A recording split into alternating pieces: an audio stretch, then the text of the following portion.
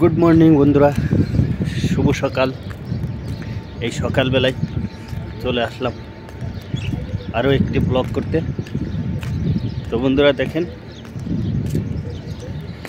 আমি night shift কাজ করি, রাত্রে কাজ করি। আমার ডিউটি রাত্রে। তো এই সারা রাত্র ডিউটি করে 4টার সময় আসছি রুমে। তো বন্ধুরা, আমার এই ভিডিওটি দেখে যদি আপনাদের ভালো লাগে, লাইক করবেন, কমেন্ট করবেন, শেয়ার করবেন। এমডি মাসুক আলী চ্যানেলটি সাবস্ক্রাইব করে সাথে থাকবেন। বেল বাটনটি বাজিয়ে দিবেন, অল নোটিফিকেশন প্রেস করে দিবেন, যাতে আমি ভিডিও আপলোড দেওয়ার সাথে সাথে আপনার মোবাইলের নোটিফিকেশনে আমার ভিডিওটি সবার আগে পৌঁছে যায়। তো যে যেখানেই থাকেন ভালো থাকবেন, সুস্থ থাকবেন। খুদা হাফেজ। চলে আসলাম আর একটি ব্লগ করতে। তো এই সকালবেলা দেখেন, এখনও সূর্যটা উঠে নাই। সূর্যটা পূব সাইডে এখনও হালকা কুয়াশা রয়েছে। দেখেন, হালকা হালকা আলো দেখা যাচ্ছে। এই মুহূর্তে আমি বেরিয়ে গেলাম আরেকটি ব্লগ করার জন্য, কারণ আমি সারা রাত ডিউটি করার পরে বন্ধুরা আর শরীরে এনার্জি থাকে না যে দিনে ঘুরে একটি ব্লগ করার জন্য। তো এই সকালবেলায় ক্যান্টিন থেকে খেয়ে চলে আসলাম।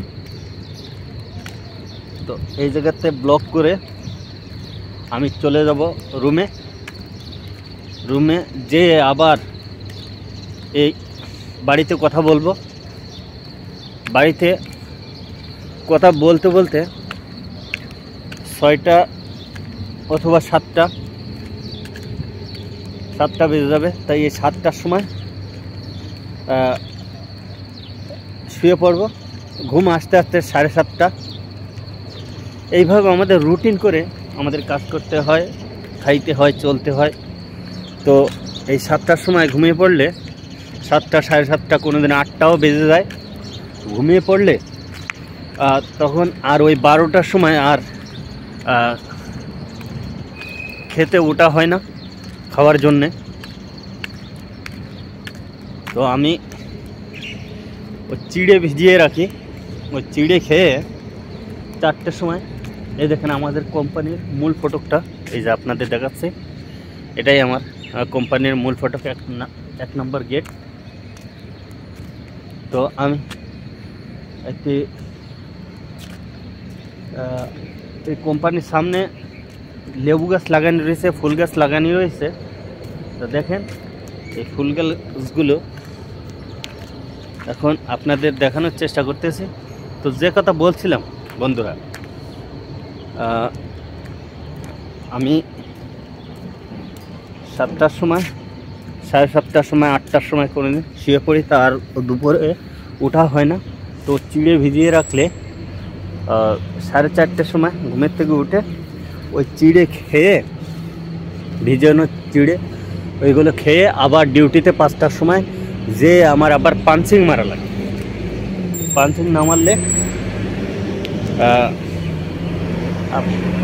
ঘন্টা কাটিং করবে। দেখেন একটি গাড়ি দেখা যাচ্ছে রোডের ভিতরে, কেবল সূর্য উঠতেছে, ধীরে ধীরে সূর্য উঠতেছে। তো আমি আরেকটি আমাদের কোম্পানির সাইডে যে লেবু গাছ আছে, এটা আমার জানা ছিল না, কিন্তু আমি আমার একটা ফ্রেন্ডের কাছে শুনলাম যে এই জায়গায় একটা লেবু গাছ আছে, এই লেবু খুব সুন্দর লেবু। তো দেখেন ফাইনালি আমি এই লেবু গাছের নিচে আসছি। এই যে লেবু, এই লেবুগুলো বলছে অনেক ভালো লাগে, এই জন্যে আসলাম। দেখি, খাইলে বুঝতে পারবো। এটার রিভিউ আপনাদের জানাবো যে কেমন লেবু। তো দেখেন লেবু মাঝে মধ্যে দেখা যাচ্ছে, এই যে 1-2টা করে দেখা যাচ্ছে লেবু। তা এই জায়গা থেকে কয়টা লেবু নিয়ে যাব এই ব্লগ করতে করতে। তো বন্ধুরা তো এই 5টার সময় ডিউটিতে চলে গিয়ে আবার আমার পাঞ্চিং করা লাগবে, পাঞ্চিং করে তারপরে ডিউটিতে কাজ। হ্যাঁ, পাঞ্চিং বিনা কোনো কাজ নেই। যদি পাঞ্চিং বাদে আপনি ভুলে কাজে যোগ দিয়ে দেন আর পাঞ্চিং মারতে আপনার মনে না থাকে, তাহলে গিয়ে কমপ্লেন করতে হবে। আর কমপ্লেনও যদি না করেন তাহলে আপনার অ্যাবসেন্ট চলে আসবে। তো সারা রাত কাজ করে, সারা রাত্র কাজ করে যদি অ্যাবসেন্ট চলে আসে, এর মতো দুঃখ আছে বন্ধুরা। তো এইভাবেই আমাদের দিনগুলো যাচ্ছে।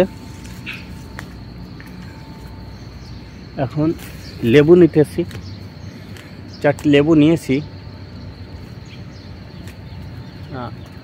লেবুগুলো দেখতে তো সুন্দরই লাগতেছে।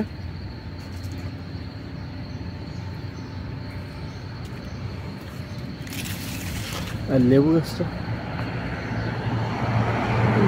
ওপরে লেবুগুলো একটু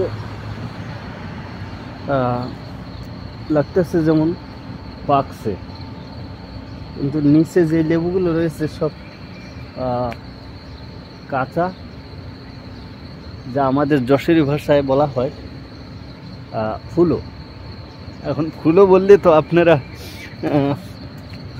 হাসবেন যে ফুলো কাকে বলে। তো আমরা যেগুলো ডেগা এবং কচি থাকে ওইগুলোই আমরা ফুলো বলে থাকি।